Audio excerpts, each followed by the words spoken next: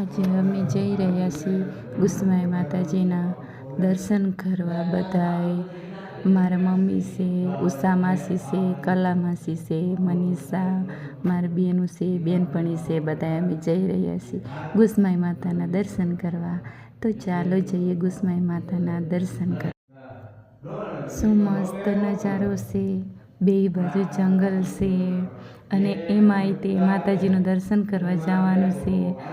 મારા કલા માસી છે, ઉષા માસી છે, મારા મમ્મી છે, બધાય બેનપણી હારે છે. તો મજા આવે છે આજે બહુ. આ છે ગુસમાઈ માતાજીનું મંદિર. બહુ જ મસ્ત માતાજીનું મંદિર બનાવેલું છે. પદમ ડુંગરી ગામે આવ્યું છે ગુસમાઈ માતાજીનું મંદિર. જય ગુસમાઈ માં. હા, માસીની મોટી ઉંમર છે અને આપણે વાત કરશે. પહેલા હતા ને, આવતા ત્યારે નાની હતી, એક પગથિયા જેટલી તે મૂર્તિ હતી એમ કે છે. પછી બીજા પગથિયાથી, ત્રીજા પગથિયાથી, હવે ચોથા પગથિયા પછી આવડ થઈ ગઈ એટલે હવે પગથિયા કરી નાખ્યા. હવે આમ નામ દર્શન કરવાનું. અત્યારે દિવસે દિવસે મોટી થાય એટલે આમ નામ દર્શન કરવાનું. આપણે પગે લઈ દઈએ એટલે સાડીમાં પકડવાનું.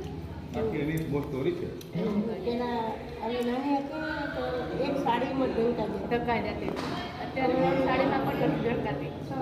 સાડીમાં લાલ ઢંકાઈ. પેલા મૂકીને પગી જતા. હવે પેલા ગુસમાઈ માતાની જે મૂર્તિ છે, એટલે પથ્થરની જે મૂર્તિ જે છે, પથ્થર રૂપે ગુસમાઈ માતાજી છે, ત્યાં ઊંચો હાથથી અંબાઈ જતા હતા આપણે. અને એક સાડીમાં આખી મૂર્તિ ઢંકાઈ હતી. માતાજીને સાડી ચડે છે અહીં. બધી બધા લોકો માનતા રાખે છે અને અહીં સાડી ચડાવે છે. અને કહેવાય છે કે મૂર્તિ, પથ્થરની મૂર્તિ જે છે એ સમય જતાં ધીમે ધીમે મોટી થતી જાય છે. અને આ આપણા માસી છે અને મમ્મી છે, તો એ લોકો અહીં વર્ષોથી આવે છે. હા, તેમની વર્ષો પહેલાં જ્યારે મૂર્તિ જોઈ હતી ત્યારે મૂર્તિ નાની હતી, પછી ત્યારે મોટી થતી જાય છે. અને કહે છે કે પહેલાં એક જ સાડીમાં આખી મૂર્તિ ઢંકાઈ હતી માણસો. અને અત્યારે ધીમે 3-4 સાડીઓ જોઈશું ત્યારે આખી મૂર્તિ ઢંકાય છે. સમય જતાં મૂર્તિ દિવસે દિવસે વધતી જાય છે. પદમ ડુંગરી ગામ ને ગુસમાઈ માતા જે સાક્ષાત છે.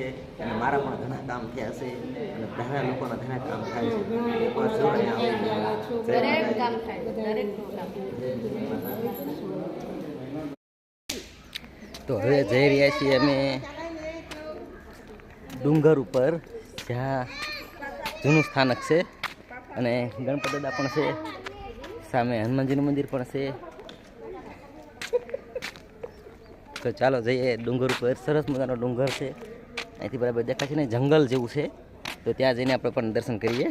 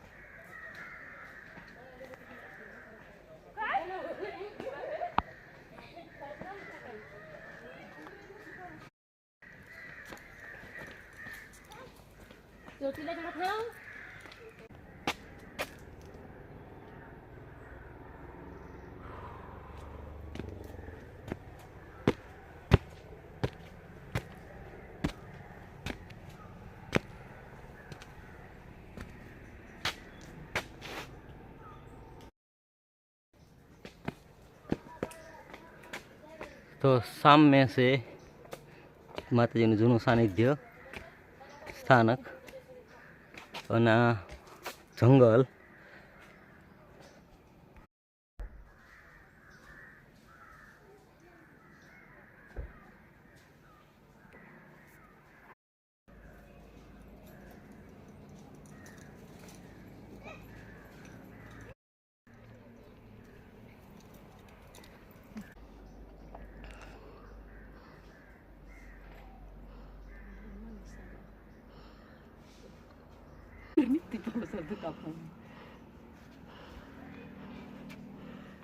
સામે ભોળાનાથનું મંદિર છે ને.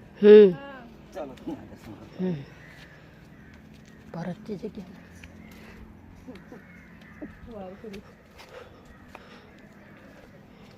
ત્રિશુલ રુદ્રાક્ષની માળા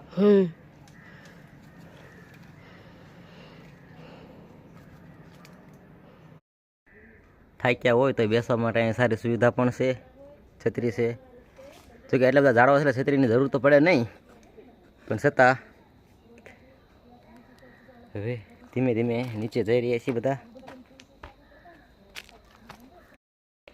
દર્શન કરી લીધા છે અને હવે ધીરે ધીરે ઘર તરફ જઈ રહ્યા છીએ. અને જેવા અમારા કામ થાય છે અને અહીં બધા એના કામ થાય છે એવા તમે પણ મનથી માનો તો તમારા પણ કામ થશે, વિશ્વાસ છે. તાવતું વાવાઝોડુંમાં પડી ગયેલું હોય એવું લાગે છે ઝાડવું. દર્શન કરી લીધા છે અને હવે ધીમે ધીમે નીચે ઉતરી રહ્યા છીએ. દિવસ સામો આવ્યો છે અને જે કોઈ વ્યક્તિને મનથી માનો તો કહેવાય છે ને કે પથ્થરમાં પણ ભગવાન હોય છે. અહીંયા બીજે કોઈ પણ ઠેકાણે ધારે કામ થાય જ છે. શ્રદ્ધા અને વિશ્વાસ હોવો જોઈએ.